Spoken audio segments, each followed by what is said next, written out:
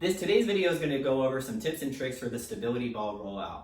The stability ball rollout is an excellent exercise to teach core stability and core strength.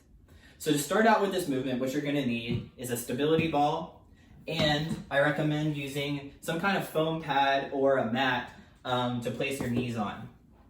This will make the exercise a little bit more comfortable for your knees.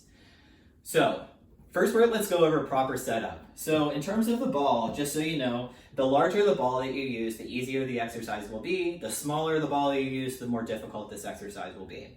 So I recommend, if you're just getting started, to use a larger size stability ball while you get the feel for the movement. So proper setup, we're going to start in the tall kneeling position, which means both of my knees are on the pad, and my shoulders, my hips, and my knees are in one straight line for the entire movement. As far as the ball, I would like to start out with the ball about arm's length away.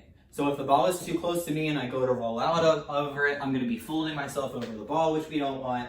So we want it to be just your fingertips should be placed with arms extended.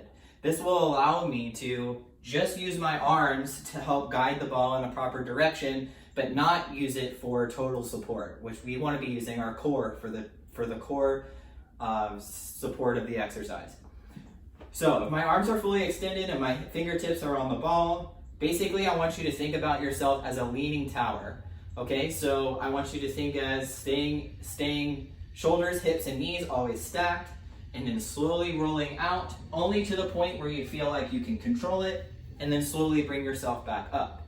If you can only move out a few inches at a time, that's okay. Having control over this exercise is hands down the most important thing.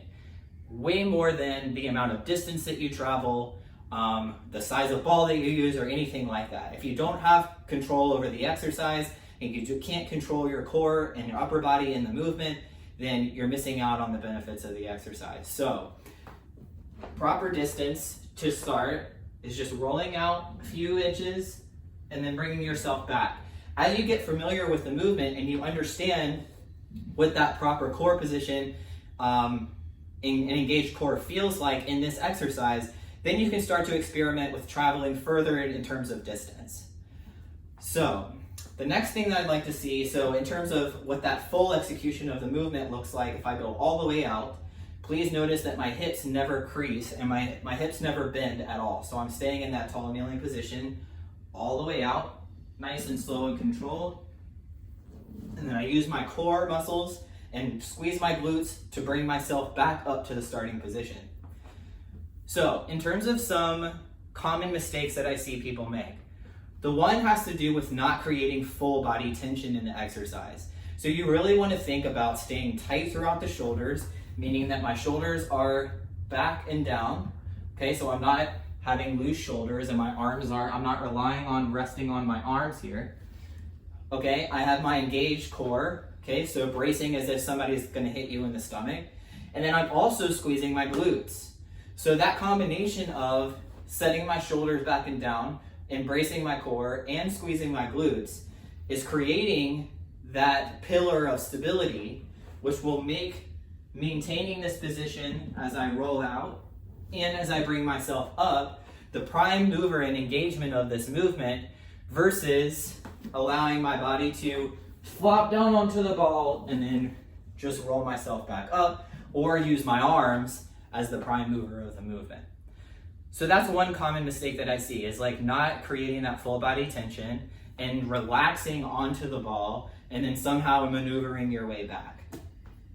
So that would look like something like this: rolling out and then allowing your body to either dip at the hips, dip at the shoulders, or anything like that. So again, leaning tower, all the way down, all the way back.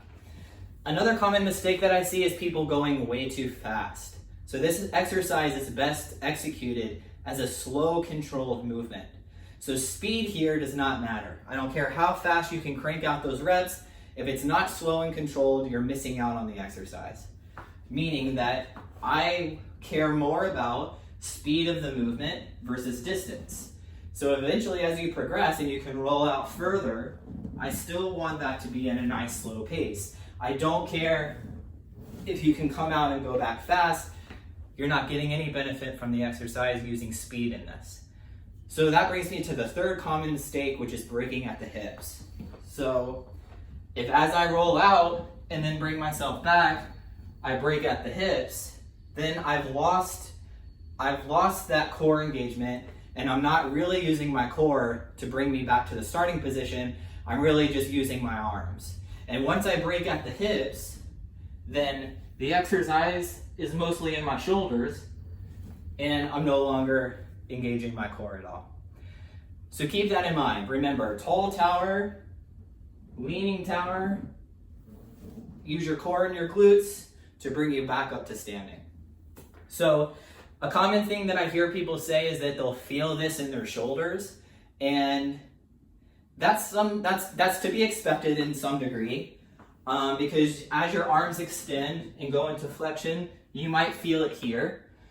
But if you're feeling it too much in your shoulders and not in your core, that's probably a sign that you're not engaging your core properly. And then I would like you to reduce the distance that you're rolling out until you can feel that you're performing the majority of the movement using your core muscles and your glutes versus your arms to pull you back. So I hope this is helpful. If you have any questions, please reach out. Try to start the movement out again with a short distance and bring that distance out further over time. Or another way to progress this is to start with a larger ball and eventually work down to a smaller ball. Hope this was helpful. Thanks for tuning in.